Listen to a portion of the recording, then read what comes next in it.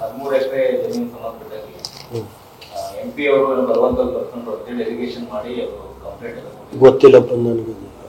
ನೆನ್ನೆ ಕೊಟ್ಟಿದ್ದಾರೆ ಸರ್. ನೋಡ್ರಿ, ನಾವು ಕೆಲ ಉತ್ತರ ಹೇಳಕ್ ಹೋದ್ರೆ ನಾಲ್ಕು ಪೊಳ್ಳಿದ್ದು ಹೋಯ್ತೀವಿ.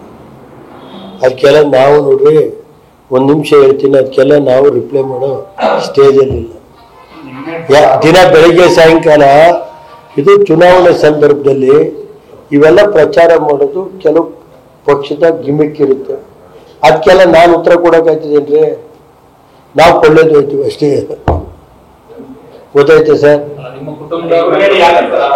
ನೋಡಿ, ಈಗ ದೇವೇಗೌಡರ ಮೇಲೆ ಇಡೀ ರಾಷ್ಟ್ರದಲ್ಲಿ ಯಾರು ಒಬ್ಬ ರಾಜಕಾರಣಿ ಮೇಲೆ ಲೋಕಾಯುಕ್ತ ಅರ್ಜಿ ಬರೆದಿರೋದು, ಒಳನರಸೀಪುರದಲ್ಲಿ ಅರ್ಜಿ ಬರೆಯೋದೇ ಒಂದು, ಇವತ್ತಲ್ಲ ಎಷ್ಟು ವರ್ಷದಿಂದ ಬರೀತಾವ್ರೆ.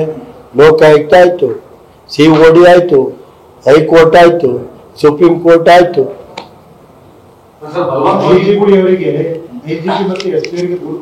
ಅದು ಗೊತ್ತಿಲ್ಲಪ್ಪ ನನಗೆ. ಕೊಟ್ಟಿದ್ರೆ ಅವ್ರು ಏನ್ ಮಾಡ್ಕೊತಾರೆ ನನಗೇನು ಗೊತ್ತೈತೆ? ಯಾವಾಗ ಗೊತ್ತಿಲ್ಲಪ್ಪ ಅದು ಏನಂತ. ನಮ್ಗೆ ನಮ್ ತವ್ರ ಆಸ್ತಿನೇ ನೋಡ್ಕೊಳಕ್ ಆಯ್ತಲ್ಲ, ನಮ್ಮ ಕೊಡಲಿಕ್ಕೆ ಹೋದವ. ನಾನು ಯಾರೋ ಆಸ್ತಿ ಬರೆಸ್ಕೊಳಕ್ ಹೋದಪ್ಪ, ನನಗೇನು ಸಂಬಂಧ?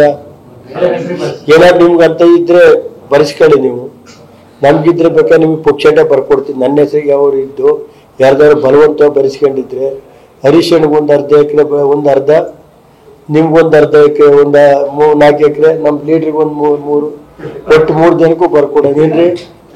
ನಾವೇ